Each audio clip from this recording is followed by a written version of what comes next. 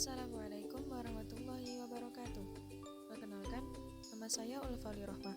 Di sini saya membuat video pembelajaran untuk memenuhi tugas mata kuliah Pancasila. Pembahasan yang pertama yaitu hakikat dan jenis ideologi secara umum. Ideologi secara umum merujuk pada pemikiran atau keyakinan yang mendasari dan membentuk pandangan seseorang atau kelompok terhadap dunia. Ideologi dapat diartikan sebagai cara berpikir seseorang atau suatu golongan. Hakikat ideologi tersendiri yaitu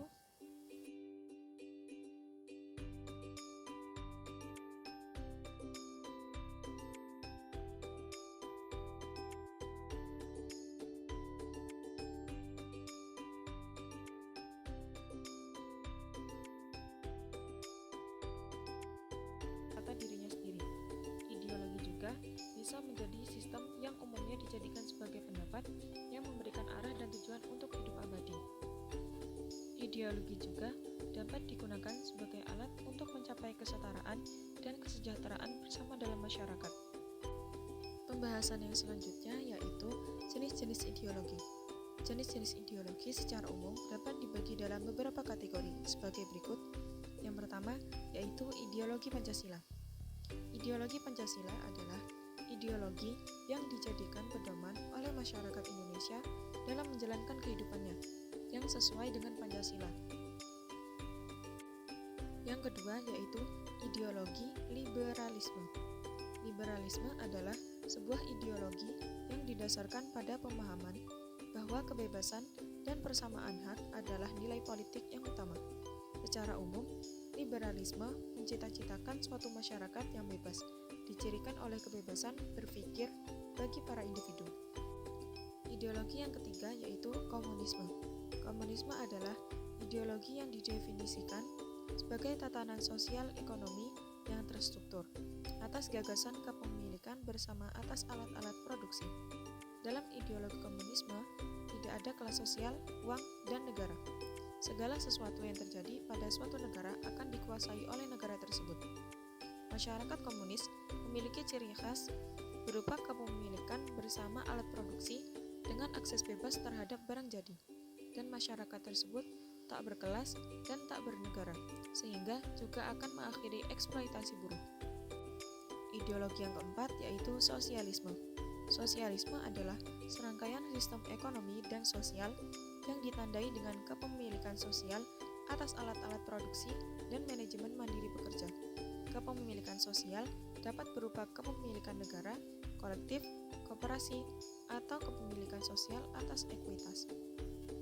Maksud dari ekuitas adalah konsep yang merujuk pada perbandingan yang adil dan seimbang antara sesuatu atau sebuah keluarga dengan sesuatu dengan sebuah keluarga, antara suatu barang dengan suatu barang. Kemudian fasisme. Ideologi fasisme adalah paham yang berdasarkan prinsip kepemimpinan dengan otoritas yang mutlak, di mana perintah pemimpin dan kepatuhan berlaku tanpa pengecualian. Ideologi ini selalu membayangkan adanya musuh, sehingga pemimpin dan militer harus kuat menjaga suatu negara. Yang terakhir adalah ideologi keagamaan. Ideologi keagamaan adalah konsep yang berhubungan dengan keagamaan dan nilai-nilai yang bersumber dari agama. Ideologi keagamaan merupakan gagasan, ide, dan keyakinan yang menyeluruh dan sistematis yang mencakup berbagai bidang kehidupan manusia.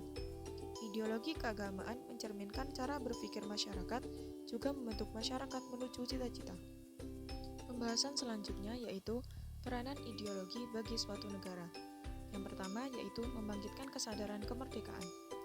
Membangkitkan kesadaran kemerdekaan dapat dilakukan dengan ikut serta dalam menjaga lingkungan sekitar, membantu korban bencana, mencegah bahaya narkoba, mencegah perkelahian antar individu atau antar kelompok, dan mencintai produk dalam negeri.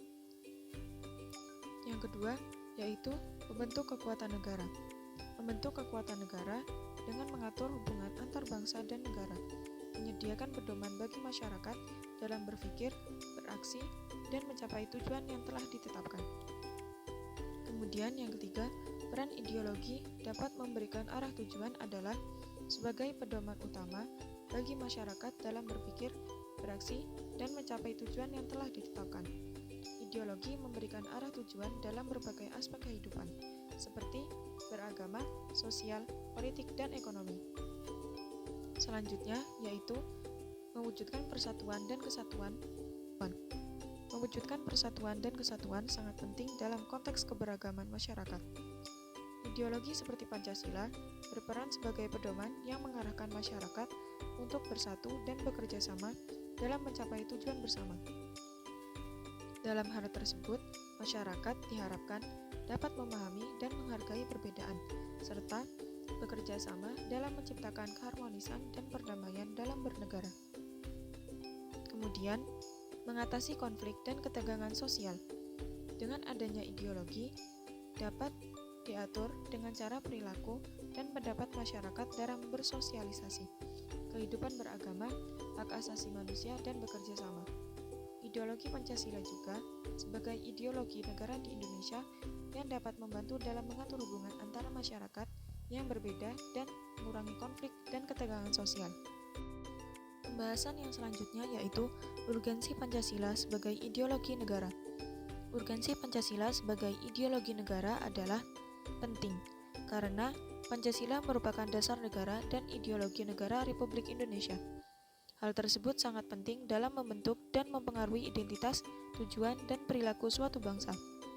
Beberapa peran konkret Pancasila sebagai ideologi negara. Yang pertama yaitu ideologi negara sebagai penuntun warga.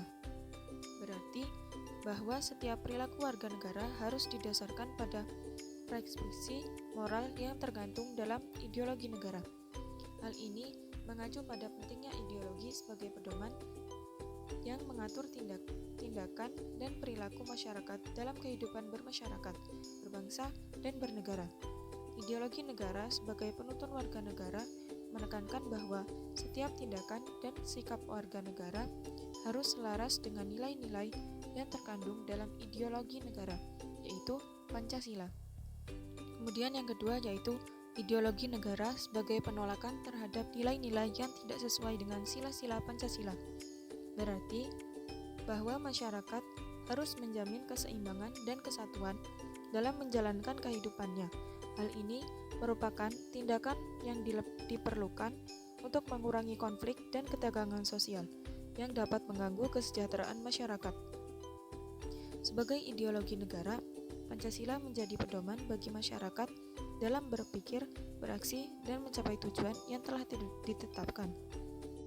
Yang terakhir adalah perbandingan ideologi Pancasila dengan liberalisme, komunisme, sekularisme, dan ideologi keagamaan. Ideologi Pancasila sendiri memiliki arti ideologi dasar negara Republik Indonesia yang terdiri dari Pancasila. Kemudian, ideologi liberalisme adalah ideologi yang menekankan kebebasan individu, hak asasi manusia, dan kebebasan berpikir. Ideologi keagamaan didasarkan pada nilai-nilai dan ajaran agama tertentu yang menjadi landasan bagi cara berpikir dan bertindak dalam kehidupan bermasyarakat dan bernegara.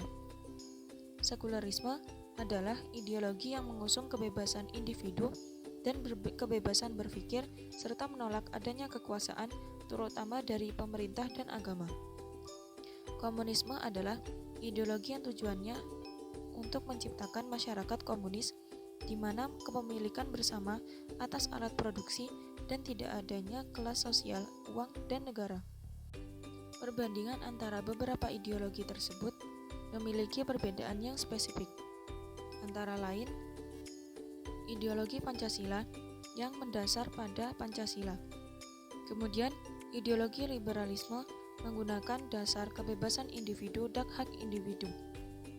Komunisme menggunakan sistem yang menggantikan hak individu dengan hak-hak hukum berdasarkan kepemilikan bersama alat produksi. Kemudian sekularisme menggunakan agama sebagai urusan individu dan tidak mengikat negara. Yang terakhir yaitu ideologi agama yang menggunakan agama sebagai urusan individu dan tidak mengikat negara. Perbedaan tersebut mengacu pada cara mengatur hubungan antara masyarakat yang berbeda, mengurangi konflik dan ketegangan sosial, dan mencapai tujuan bersama dalam kehidupan bernegara. Sekian video pembelajaran untuk memenuhi tugas mata kuliah Pancasila. Wassalamualaikum warahmatullahi wabarakatuh.